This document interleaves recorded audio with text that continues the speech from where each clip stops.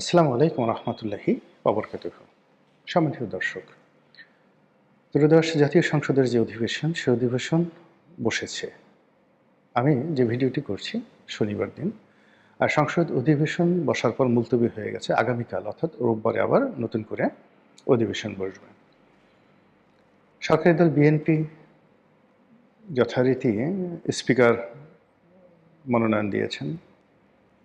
তারপর সংসদীয় দলের নেতা, হুইপ, চিফ হুইপ থেকে শুরু করে সংসদের যত কার্যপ্রণালী বিধি অনুযায়ী যত নিয়মকানুন আছেন সব কিছু তারা অনুসরণ করেছেন এবং সংসদ নেতার আসনে জনাব তারেক রহমান বসেছেন।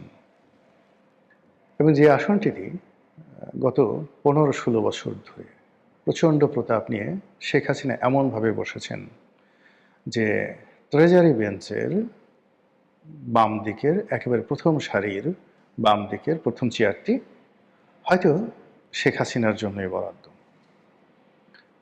এমন একটা অবস্থা তৈরি হয়েছিল যে 2041 সন পর্যন্ত ওই চেয়ারের দিকে কেউ নজর দিতে পারবে না। তারপর শেখ হাসিনা যাকে মনোনয়ন দিবেন, হতে পারেন তিনি সাইমা ওয়াজেদ পুতুল, কিংবা হতে পারেন জনাব সজীব ওয়াজেদ জয়, তিনি ওই চেয়ারের অধিকারী হবেন। এরকম চিন্তা যখন আওয়ামী লীগের এবং তাদের যারা সহযোগী লোকজন রয়েছেন, অলমোস্ট 50% লোক, সেই 50% লোকের মধ্যে বদ্ধমূল ধারণা। আওয়ামী লীগের অনেক বড় বড় মানুষের সঙ্গে আমি কথা বলেছি, যারা 70, 75, 80 বছর বয়স, 7বার 8বার করে সংসদ সদস্য হয়েছেন, অত্যন্ত উচ্চশিক্ষিত। সে সকল মানুষও আমাকে বলেছেন যে, দেখো রনি, শেখ হাসিনার অলৌকিক ক্ষমতা আছে, সে যা বলে তাই হয়ে যায়। তারা একথাও বলেছেন যে অবাক ব্যাপার যে আমাদের রোগ হয় বালাই হয়, কিন্তু শেখ হাসিনা রোগ বালাই হয় না। আমরা যখন তার কাছে যাই তাকে দেখি সে আগের সেটা আরও বেশি সবল, আরও বেশি শক্তিশালী। তো এই কথাগুলো তারা আমাকে বলেছেন। এবং আশ্চর্যের ব্যাপার হলো যে শেখ হাসিনাকে নিয়ে আওয়ামী লীগের মধ্যে কি পরিমাণ মিথ অ্যান্ড ম্যাথোলজি ছিল, জাস্ট একটা উদাহরণ দিই। বাংলাদেশে যে কজন শিক্ষিত অধ্যাপক আছেন তার মধ্যে নিঃসন্দেহে মুনতাসির মামুন, সে আওয়ামী লীগ করে, কিন্তু তার যে শিক্ষা দীক্ষা নিয়ে তো আপনি কোনো কথা বলতে পারবেন না। তো শিক্ষা দীক্ষা নিয়ে কথা বলতে পারবে না। তো একদিন এটিএন নিউজের একটা টকশোতে আমি এবং ডক্টর মুনতাসির মামুন ছিলাম। তো দেখি উনি একা একা হাসছেন। আমি বললাম যে, স্যার আপনি হাসছেন কেন? তো বলে যে, আরে বইলো না, শেখ হাসিনার যে কি প্রফেসি আছে, অথবা তার যে সেলফ কনফিডেন্সটা কোন পর্যায়ে পৌঁছে গেছে আমি ভাবতেও পারছি না। তো আমি বললাম যে, কেন, একটু খুলে বলেন তো। তো বললো যে, দেখো এই যে টেলিভিশন দেখো, পাকিস্তান বাংলাদেশের ম্যাচ হচ্ছে এবং এই ম্যাচে বাংলাদেশ জয়লাভ করলো। ওই দেখো প্রধানমন্ত্রী তালি বাজাচ্ছে, হ্যাঁ মানে গ্যালারিতে বসে। আমি বললাম যে, স্যার ঠিক আছে, কিন্তু এর সঙ্গে হাসার কি সম্পর্ক? বলে, আজকে সকালে আমি গণভবনে গেছি, তো খেলা নিয়ে কথা উঠলো। তো আমি বললাম যে, প্রধানমন্ত্রী বললো যে, আপনার কি ধারণা কে জিতবে? তো বললো যে, পাকিস্তান একটা শক্তিশালী দল, তো তার সঙ্গে আসলে একটা সম্মানজনক পরাজয় হলে বোধহয় ভালো হয়। মুনতাসির মামুন বললেন। তো শেখ হাসিনা বললেন যে, কি বলেন আপনি, আজকে বাংলাদেশ জয়লাভ করবে, আমি নিজে গ্যালারিতে থাকবো, আপনি দেখেন জয়লাভ করবে। তো মুনতাসির মামুনের বক্তব্য অনুযায়ী এই কথা শোনার পর তিনি উত্তর দিলেন না, কিন্তু তিনি অনেকটা, যাকে বলা হয়, মনে মনে ক্ষুণ্ণ হলেন। তো টেলিভিশনে যখন টকশোর আগে আগে এই যে ম্যাচ শেষ হলো এবং সেখানে শেখ হাসিনা উপস্থিত এবং বাংলাদেশ জয়লাভ করলো সেদিনের ম্যাচে, তখন তিনি ওইভাবে হাসছিলেন। তো এইরকম ধীরে ধীরে বিভিন্ন ঘটনায় শেখ হাসিনার যে প্রফেসি, সেটা ছড়িয়ে পড়েছিল আওয়ামী লীগের নেতাকর্মীদের মধ্যে। এ গেল এক। 2 নম্বর হলো যে বিএনপিকে আওয়ামী লীগ মনে করত একটা অভিশপ্ত দল, এবং তারেক রহমান সাহেব থেকে শুরু করে যারা যারা আছেন, মানে তারা যে ভবিষ্যতে রাজনীতি করতে পারবেন, বাংলাদেশে আসতে পারবেন, প্রধানমন্ত্রী হয়তো দূরের কথা, এই জিনিসগুলো তারা স্বপ্নেও কল্পনা করতে পারেননি।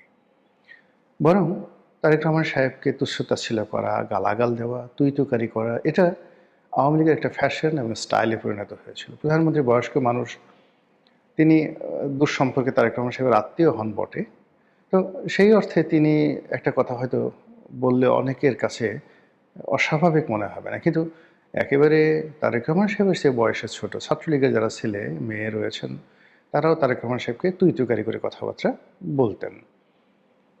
আয় পারলে দেশে আয়, এটা করবো ওটা করবো ইত্যাদি ইত্যাদি কথাবার্তা। তো আল্লাহর রহম যে এই গত 17 মাসে যেভাবে 1 2 3 4 তারেক রহমান সাহেবের ঢ্যাস মার, টিনের চালে কাউয়া, তারেক আমার অমুক, এই কথাগুলো অবশ্য ছাত্রলীগের লোকজন বলেনি। এর কারণে ওই টেকনোলজি, ওই জ্ঞান ছাত্রলীগের মধ্যে তখনও পৌঁছায়নি। এনিওয়ে, কিন্তু তুচ্ছ-তাচ্ছিল্য করা হতো, ভীষণ রকম তুচ্ছ-তাচ্ছিল্য করা হতো। এবং এটা এমন একটা পর্যায়ে চলে গেছিল, বেগম জিয়াকে নিয়ে, অসুস্থ মহিলা, তিনি তখন জেলখানাতে অসুস্থ, হাতে পায়ে তার বেদনা, এই সময়টাতে তাকে নিয়ে খুবই অশ্লীল কথা বলা হতো। মানে তাকে কি বলবো, তিনি জেলে, স্বয়ং প্রধানমন্ত্রী তিনি একজন সাংবাদিকের সঙ্গে ঠাট্টা করছেন, যে ভাষায় শ্যামল দত্তর সঙ্গে তিনি কথাগুলো বলছেন, আমি এই সময়টাতে আমার রোজা মুখে আমি কথাগুলো বলতে পারবো না। মানে বিভিন্ন রং সং, বিয়ে শাদী ইত্যাদি বিষয় টিষয় নিয়ে যে সমস্ত রিউমার ছিল সেই জিনিসগুলো নিয়ে তিনি প্রধানমন্ত্রীর দপ্তর থেকে এই ধরনের কথাবার্তা বলা হচ্ছিল। তারপরে জিয়াউর রহমান সাহেব সম্পর্কে বলা হচ্ছিল তিনি তো মুক্তিযুদ্ধ করেননি, পাকিস্তানের চর ছিলেন, তার বীরুত্তম উপাধি খেতাব ছিনিয়ে নেওয়া উচিত বা হবে, সংসদে এটি নিয়ে ঘন্টার পর ঘন্টা আলোচনা। এরপর চন্দ্রিমা উদ্যানে জিয়াউর রহমানের লাশ নেই, কাজেই চন্দ্রিমা উদ্যান থেকে জিয়াউর রহমানের লাশ সরিয়ে ফেলতে হবে। মানে এটা তো প্রায় 99% তারা করেই ফেলেছিল, আল্লাহর রহমত তারা সেটা করেনি। কিন্তু দেখেন, সেই চন্দ্রিমা উদ্যানে জিয়াউর রহমানের পাশে বেগম খালেদা জিয়ার যে মরদেহ, লাশ, সেটা সমাধিস্থ করা হয়েছে বিপুল গৌরবে, বিপুল সম্মানে, বিপুল মর্যাদার সঙ্গে, with love and affection of the whole nation. তো এই যে দৃশ্যগুলো, এই দৃশ্যগুলো আওয়ামী লীগের কেমন লাগছে? আপাত দৃষ্টিতে যাই বলেন না কেন, আওয়ামী লীগ ক্ষমতা হারিয়েছে এটা তাদেরকে যতটা না কষ্ট দিচ্ছে, তার চেয়ে শেখ হাসিনার চেয়ারে তারেক জিয়া বসে আছেন এটা তাদেরকে বেশি কষ্ট দিচ্ছে। এমনকি যে ইনুসকে হটিয়ে তারা মনে করেছিল যে ইনুস চলে যাক, বিএনপি বসুক, বিএনপি বসলে তাদের ভালো হবে। কিন্তু তারেক রহমান সাহেব যে ম্যাজিক্যাল কতগুলো কাজ করার চেষ্টা করছেন, এসএসএফের তার যে সিকিউরিটি এটাকে কমিয়ে এনেছেন, সাধারণ ঢিলেঢালা পোশাক আশাক পরছেন, নিজের গাড়ি টাড়ি ব্যবহার করছেন, মানে তার প্রতিটি কাজই নাটকীয়, প্রতিটি কাজই ম্যাজিক্যাল, এবং এটা বাংলাদেশে প্রথা বিরুদ্ধ। এই জিনিসগুলো যখনই মানুষ দেখছে, সঙ্গে সঙ্গে শেখ হাসিনার কথা মনে হচ্ছে যে তিনি 300 জন লোক নিয়ে বিদেশে যেতেন, গণভবনে প্রতি মাসে আপ্যায়ন বিলে এত আসতো। তিনি যখন বিরাট লট বহর নিয়ে বের হতেন, কখনো যেতেন টুঙ্গিপাড়াতে, কখনো এমন যেখানে তিনি যেতেন তিনি ঠিক রানী ক্লিওপেট্রার মতোই যেতেন, এর চেয়ে কম নয়। এই জাঁকজমক তার মধ্যে ছিল। তো সেই অর্থে বাংলাদেশের মেহনতি মানুষের কাছে নৌকার, বঙ্গবন্ধুর যে আবেদন ছিল, গরিব মানুষের কাছে শেখ হাসিনার যে আবেদন ছিল, ঠিক সেই জায়গাটাতে এখন তারেক রহমান সাহেব আঘাত দেওয়ার চেষ্টা করছেন। তিনিও গরিবের বন্ধু হওয়ার চেষ্টা করছেন, তিনিও আলেম ওলামাদের বন্ধু হওয়ার চেষ্টা করছেন। এই দৃশ্য যত আওয়ামী লীগের লোকজন দেখছেন তাদের চোখ রীতিমতো টাটাচ্ছে, কলিজার মধ্যে ধুক ধুক করছে, পেটের মধ্যে বুদবুদ শুরু হয়েছে। অনিদ্রা এবং খাদ্যে অরুচি, এটা তাদের অনিবার্য হয়ে পড়েছে। প্রত্যেকটা লোক, মানে যারা একটু আওয়ামী লীগকে নিয়ে চিন্তা ভাবনা করছেন, শারীরিকভাবে মানসিকভাবে অসুস্থ হয়ে পড়েছেন, নিজেদের নামে মামলা আছেন, পালিয়ে আছেন, এটা কোনো বিষয় নয়। বিষয় হলো ওই যে দৃশ্যগুলো দেখছেন, যে তাদের চোখের সামনে আমারই বধূ আন বাড়ি যায় আমারই আঙিনা দিয়া, বহু আগের, মানে সখী কেমনে বাঁধিব হিয়া, আমারই বধূ আন বাড়ি যায় আমারই আঙিনা দিয়ে, এটা অনুবাদ করা হয়েছে, এটা সংস্কৃত শ্লোক সম্ভবত, আমি বলবো না, মানে অনেক বহু পুরনো, বহু পুরনো, মানে প্রায় 1000 বছরের পুরনো একটা শ্লোক। এটার অনুকরণে মমতাজের গান ফাইটটা যায় ফাইটটা যায়, বুকটা ফাইটটা যায়, এই গানগুলো। তো এইরকম এখন হলো কি, নিজেদের অঙ্গহানি হয়েছে, ক্ষমতাহানি হয়েছে, প্রবাসে হাজারো সমস্যা আছে, অনেকের বউ ভেঙে গেছে, অনেকের জামাই ভেঙে গেছে, অনেকের ছেলেরা বিপথে চলে গেছে, অনেকেরই আপনজন মারা গেছেন, অনেকের জায়গায় সম্পত্তি ব্যবসা বাণিজ্য তছনছ হয়ে গেছে, অনেকে মরেও গেছেন। তো এই যে যারা সরাসরি ক্ষতিগ্রস্ত হয়েছেন, সেই ক্ষতিগ্রস্ত হওয়ার পরেও তাদের কাছে এই মুহূর্তে এই যে বিএনপিকে ক্ষমতায় দেখা, বিএনপির যে ক্ষমতার চেয়ারে বসা, এটা তাদের জন্য ভীষণ রকম কষ্টকর হয়ে গেছে। আচ্ছা, এটা হলো কেন? ফার্স্ট থিং হলো, এটা তো হওয়ার কথা না, কিন্তু এটা হলো কেন? আমার ক্ষুদ্র অভিজ্ঞতা বলে যে যখনই আপনি কোনো একটা বিষয়ে তাচ্ছিল্য করবেন, কাউকে তাচ্ছিল্য করবেন, কোনো একটা বিষয় ইগনোর করবেন, ঠিক সেই জায়গাটিতেই আপনার পতন হবে। তোমারে বুদ্ধি বেজে গোকুলে বাড়িছে সে, বা ঘর হতে দুই পা ফেলিয়া, একটা বিখ্যাত যে কবিতা, যে একটি শিশির বিন্দু নিজের পায়ের কাছে পড়ে আছে, বাড়ির সামনে পড়ে আছে একটা দুর্বা ঘাসের উপর, সেটা আমার দেখা হয়নি, আমি লন্ডনে আমেরিকা ঘুরে বেড়াচ্ছি। তো এরকম অনেক ক্ষুদ্র ক্ষুদ্র জিনিস, হ্যাঁ, ছোট ছোট বালুকণা, বিন্দু বিন্দু জল গড়ে তুলে মহাসাগর অতল, মানে এই যে কবিতাগুলো, সেই কবিতাগুলোর মতোই আমাদের এই বাংলাদেশে যারা বিভিন্ন সময় যাদেরকে অপমান করেছেন, তুচ্ছ-তাচ্ছিল্য করেছেন, তাদের হাতেই তাদের পতন হয়েছে। জিয়াউর রহমান সাহেব যখন এরশাদ সাহেবকে সেনাপ্রধান বানালেন, তিনি কি জানতেন যে যে লোকটি নিয়মিত ড্রিঙ্কস করে, মেয়ে মানুষ ছাড়া কিচ্ছু বোঝে না, আপাদমস্তক শুধু হাসে, কারোর সঙ্গে দ্বন্দ্ব নাই, সংঘাত নাই, এবং সেনাবাহিনীতে মুক্তিযুদ্ধ করেননি, তার সাহসের কোনো ভূমিকা নেই। তো এরকম একটা মানুষকে যদি আমি সেনাপ্রধান বানাই, আমি নিরাপদ থাকব। বাস্তবে কি হয়েছে? এরশাদ সাহেবের হাতে তার পতন হয়েছে। জেনারেল ওয়াকারুজ্জামানকে নিয়ে শেখ হাসিনার কী বিশ্বাস ছিল? শাহাবুদ্দিন চুপ্পুকে নিয়ে তার কী বিশ্বাস ছিল? রাষ্ট্রপতি বলেন তো, পূবের চাঁদ পশ্চিমে যাবে, মরে যাবে, শাহাবুদ্দিন চুপ্পু তার বাইরে যাবে না। জেনারেল ওয়াকারুজ্জামান সরাসরি কামানের সামনে গিয়ে বুক পেতে দেবে, মরে যাবে, কিন্তু তার সঙ্গে কখনো মানে অনাহত কিছু করবে না। তো এরকম আপনি যেখানে খুব বেশি আশান্বিত হবেন, আপনার যে সন্তান, যে আত্মীয় স্বজন, যার ব্যাপারে আপনি খুব বেশি আশাবাদী হবেন, সেই আপনাকে ডুবাবে। আর আপনার পাড়া প্রতিবেশী, আত্মীয় স্বজন, এমনকি নিজের ছেলের সন্তান, যাকে আপনি খুব বেশি তুচ্ছ তাচ্ছিল্য করবেন, শেষমেশ গিয়ে তার করুণার উপর আপনাকে নির্ভর করতে হবে। এখন বাংলাদেশের সবাই বলছে যে শেখ হাসিনার ফিরে আসা, আওয়ামী লীগের পুনর্বাসন, রাজনীতি করা, এসবই তারেক রহমান সাহেবের দয়ার উপরে নির্ভর করবে। Can you imagine? এটা কি কল্পনা করা যায়?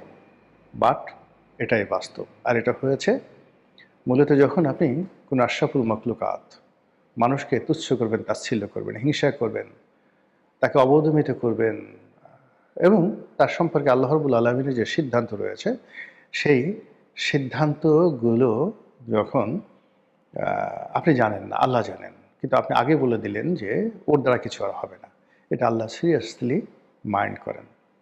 তারেক রহমান সাহেব প্রবাসী ছিলেন, তিনি নিজে হয়তো জানতেন না যে তিনি প্রধানমন্ত্রী হবেন।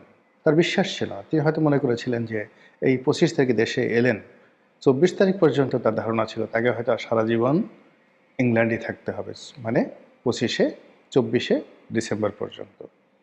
কিন্তু প্রকৃতি দেখেন এমন কাজ যে তাকে প্রধানমন্ত্রী বানিয়ে দিয়েছে। কথাগুলো আওয়ামী লীগের জন্য বললাম বটে, কিন্তু এটা আবার বিএনপির জন্য প্রযোজ্য।